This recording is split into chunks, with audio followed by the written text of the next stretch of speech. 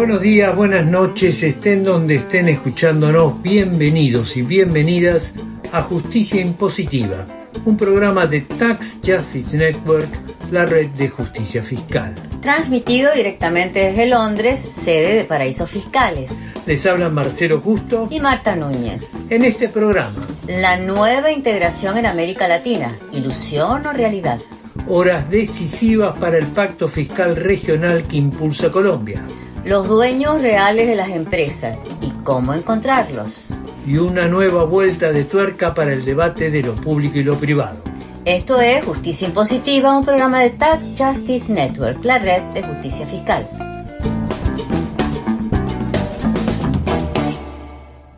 Con la nueva ola de gobiernos de centro-izquierda, desde Gustavo Petro en Colombia a Lula en Brasil, han florecido una serie de iniciativas para fortalecer la unidad latinoamericana.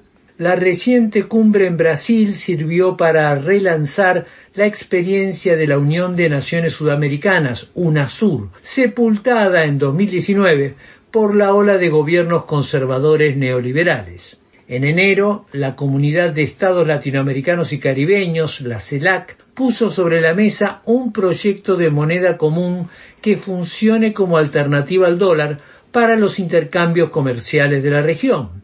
En julio, se realizará en Cartagena, Colombia, una cumbre para acordar un pacto fiscal entre los países de América Latina. En abril, el presidente de México, Manuel López Obrador, propuso un plan antiinflacionario regional. Escuchémoslo.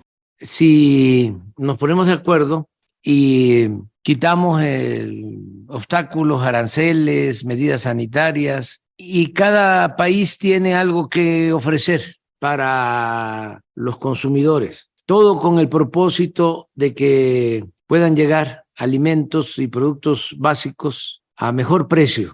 Estamos hablando de una unidad de acción en el campo fiscal, de los intercambios comerciales y la inflación, todos capítulos fundamentales para una economía, desde ya que son iniciativas de enorme potencial, pero también de bastante complejidad, tanto a nivel técnico como de negociación político-diplomática. En una región que está atravesando urgencias económico-sociales en el marco de una crisis mundial, son proyectos que requieren tiempo y corren el peligro en quedarse en la foto del anuncio y la declamación.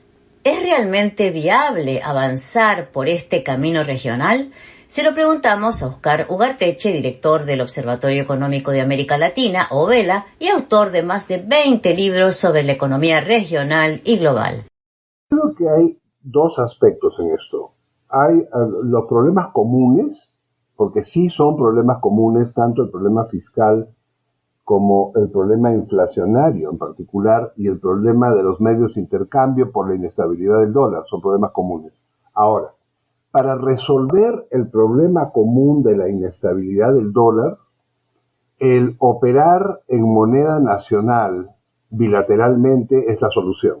No pasar por una tercera moneda. Es decir, se paga en pesos mexicanos, se paga en real brasileño y eso va a cartera de reservas. Eso es lo más eficiente, rápido y barato. Eso abarata el costo de transacción. La segunda cosa es la política antiinflacionaria en común. Eso puede ser un poco más complicado porque hay políticas monetarias que no son iguales en los distintos países porque las dinámicas de crecimiento no son iguales. Hay países que están creciendo a tasas mucho más altas que otras. México está creciendo a una tasa muy baja. El Perú, comparativamente, está creciendo a una tasa alta. Entonces, pensar que se pueden poner políticas monetarias en común está complicado. Lo que se puede poner en común es el costo de la energía, que impacta sobre el precio de la canasta básica de consumo. Eso sí se puede poner en común y se puede tratar de poner en común la canasta de alimentos. Lo que pasa es que somos exportadores de alimentos, pero no nos compramos alimentos los unos a los otros. América Latina compra sus alimentos de Estados Unidos y de Europa y le vende los alimentos a Asia. Entonces, tal vez esta sea una ocasión para pensar en cómo comerciamos alimentos entre nosotros. Ahí el detalle es que los operadores son empresas privadas. Entonces, yo no veo bien cómo los gobiernos le van a decir a la empresa privada, véndele X% de tu grano a México. Pero sí puedo imaginarme al gobierno mexicano diciéndole a sus compradores, oigan, cómprenle a Brasil la soya en lugar de Estados Unidos. Sí, sí lo puedo imaginar. No creo que lo vaya a hacer, pero sí lo puedo imaginar. En cuanto al tema de la evasión fiscal, que es una de las lacras que sufren los países de América Latina, en especial en manos de las multinacionales y las grandes fortunas, ¿cómo ves la cumbre que impulsa Colombia y que viene patrocinada por Brasil, Chile y la CEPAL? A mí me parece bien, México logró cobrarle impuestos a empresas que no pagaban impuestos hacía mucho tiempo y cobró 3,5% me parece del PIB de impuestos. O sea, sí se puede. Lo que toma es mucha voluntad política y mucha fuerza.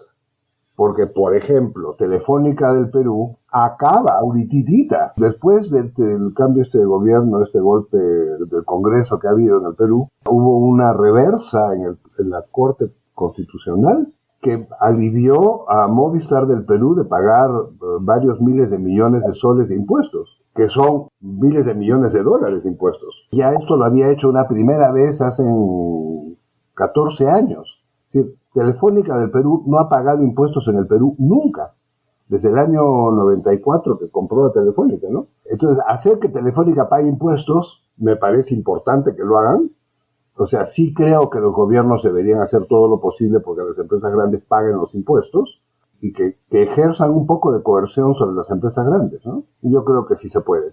Estas tres iniciativas, ¿cómo las ves? ¿Te parece que pueden formar parte de un proyecto a mediano plazo, a 2 o 3 años? Mira, el operar el comercio en moneda nacional lo que lleva es a que los bancos centrales firmen acuerdos de que están dispuestos a recibir la moneda nacional del otro país. No es un gran trámite, es una cosa breve.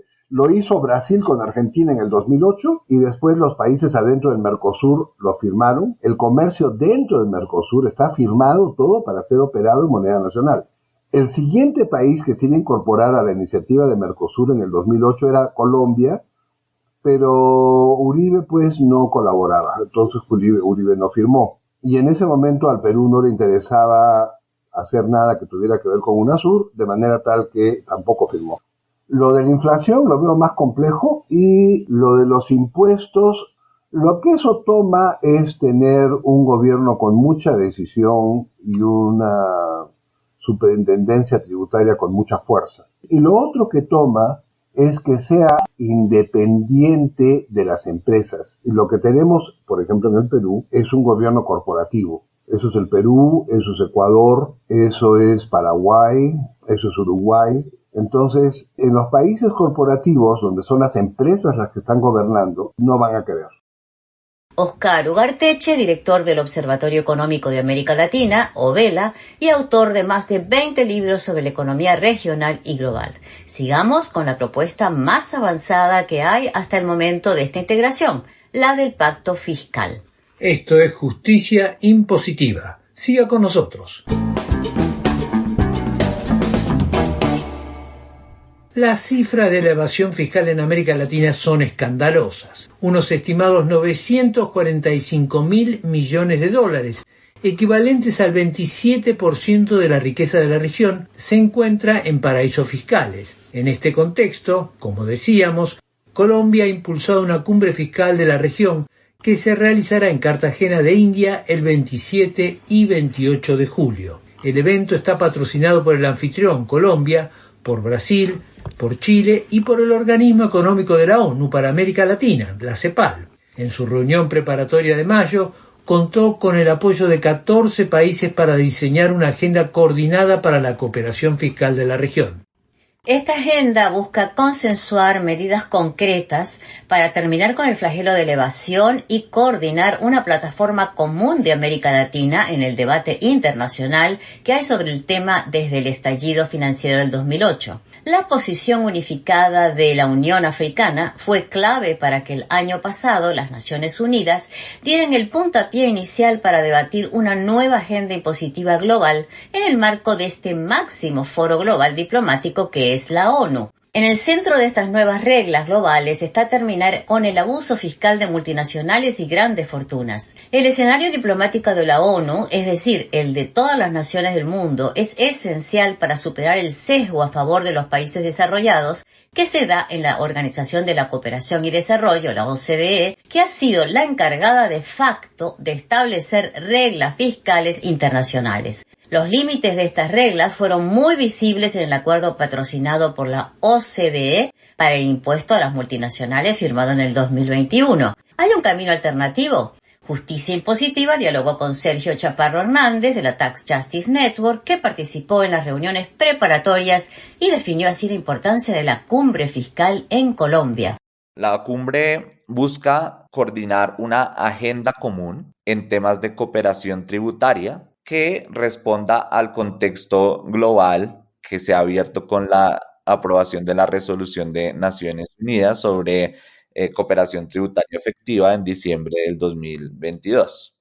La Unión Africana ha tenido un liderazgo en impulsar el proceso y en abrir la posibilidad de barajar de nuevo las cartas en términos de las negociaciones internacionales en materia de tributación internacional. Entonces, la cumbre responde a la necesidad de tener una posición más cohesionada por parte de los gobiernos de América Latina y el Caribe. El propósito es entonces crear un espacio permanente de coordinación que la CEPAL podría asumir la Secretaría Técnica para avanzar en una agenda común en temas de tributación internacional, pero posiblemente también en coordinar las políticas tributarias internas. Por lo que me dices, digamos, uno podría ver como dos lados de esta cumbre. Por un lado, es crear un espacio diplomático de cara a una renegociación tributaria a nivel mundial que represente a América Latina, y por otro lado, una posibilidad de que además sea un espacio con propuestas concretas de coordinación fiscal a nivel regional. ¿De qué manera se puede avanzar en estas propuestas concretas, en este nuevo pacto fiscal para toda una región? Bueno, la cumbre puede ser exitosa y recoger unas propuestas concretas si, primero, hay un entendimiento por parte de los ministros y ministras de la región de que este es un tema que va más allá de las diferencias ideológicas y que realmente es de interés de todos los estados de respaldar un proceso político que permita combatir los abusos fiscales. Entonces, más allá de las diferencias ideológicas, es fundamental para la región acordar una agenda común que beneficie a todos los estados en recaudar más impuestos y en fortalecer sus ingresos. Eso a nivel político. A nivel de las propuestas, hay un amplio margen de maniobra para los estados de la región para acordar una agenda tributaria común. Por ejemplo, sería muy valioso que uno de los resultados de esta cumbre fuera el acordar una hoja de ruta para empezar a diseñar pilotos de registros regionales de activos que permitan identificar dónde está la riqueza, quiénes son sus tenedores y permita dar un impulso decidido hacia impuestos a la riqueza en la región. Otro tema que puede ser parte de esta agenda es que haya un movimiento de la región hacia registros públicos, país a país, para que los países de la región tengan herramientas más eficaces para combatir la evasión y la elusión tributaria a nivel internacional. Igualmente, el tema del cambio climático es una necesidad premiante para la región por ser una de las regiones más vulnerables del mundo frente al cambio climático. Y ahí es importante ver cuáles pueden ser las posibilidades de coordinación de las políticas en formas que se facilite una política industrial verde que acelere la transición energética en América Latina.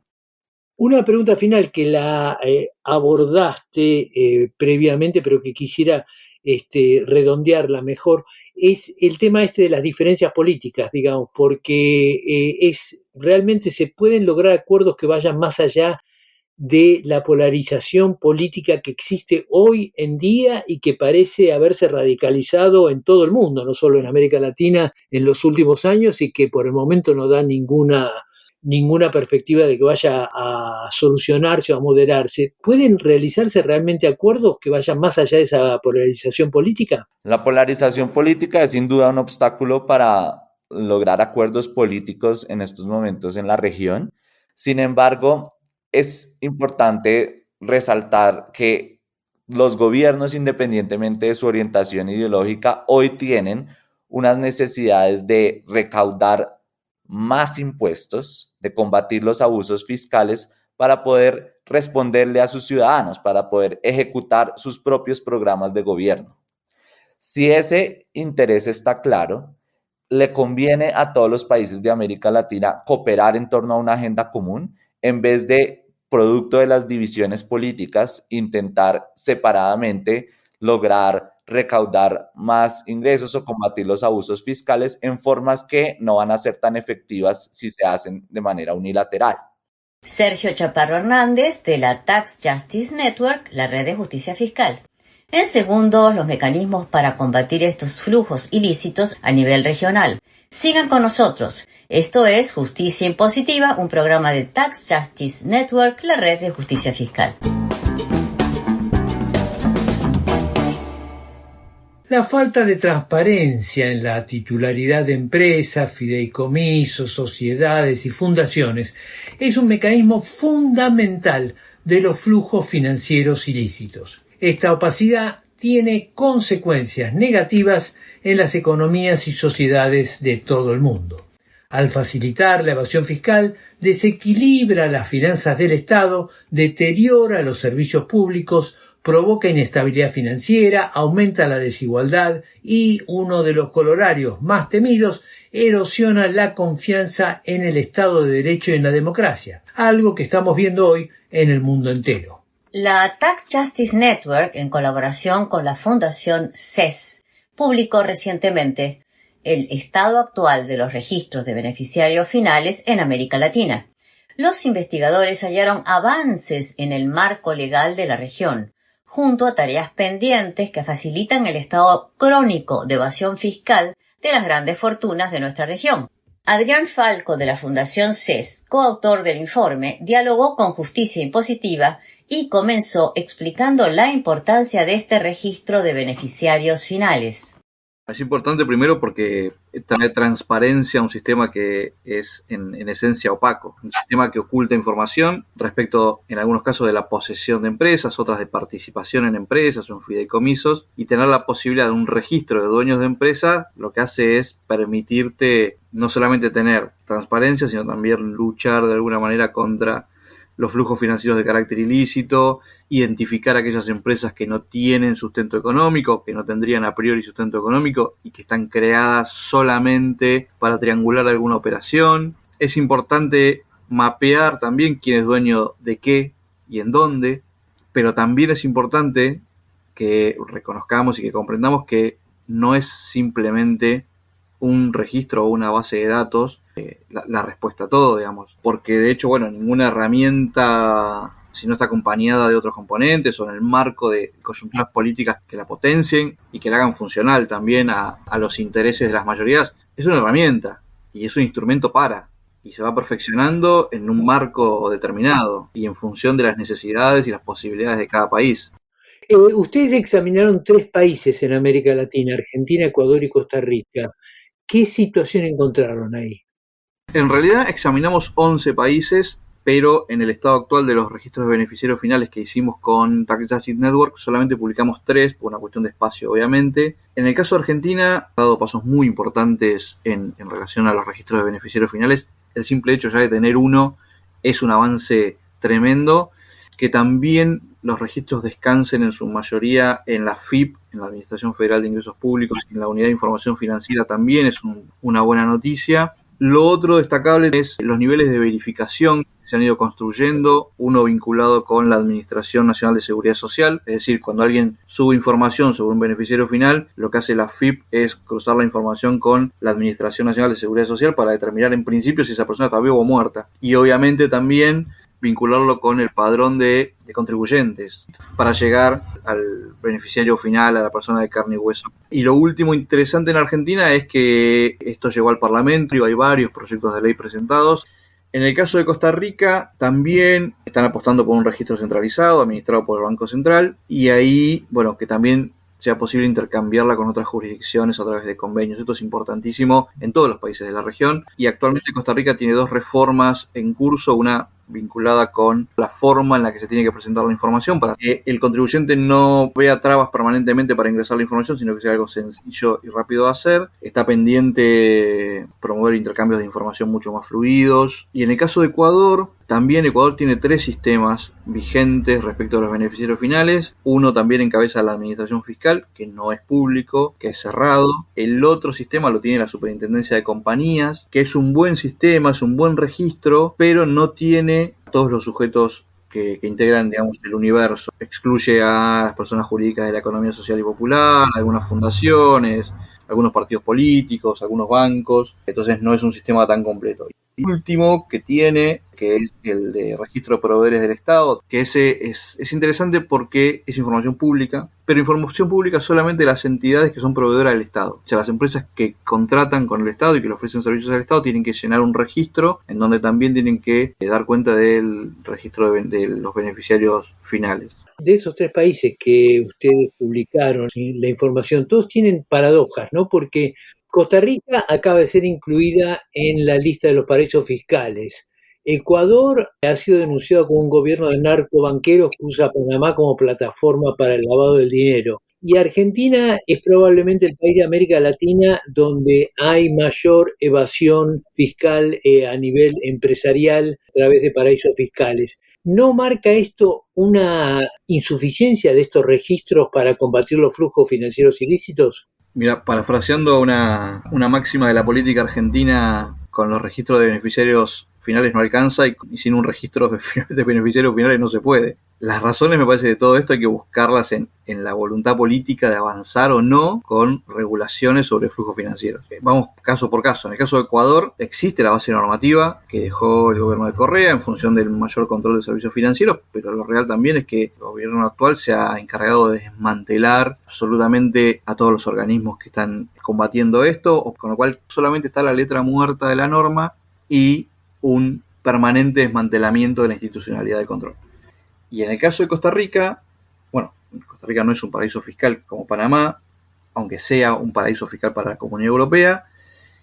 El problema de Costa Rica es que para la Unión Europea no grava ingresos de fuente extranjera. Entonces la Unión Europea dice, ellos tenían un compromiso con nosotros, o por lo menos la gestión anterior tenía un compromiso con nosotros que no lo cumplieron. Y en el caso de Argentina, si vos mirás a Argentina desde el punto de vista procedimental, digamos, Argentina tiene todo lo que se necesita para combatir los flujos financieros ilícitos. Tiene el registro de beneficiarios finales, tiene intercambio automático de información, tiene el country by country reporting, o sea, cumple con el ABC de la política fiscal a nivel mundial.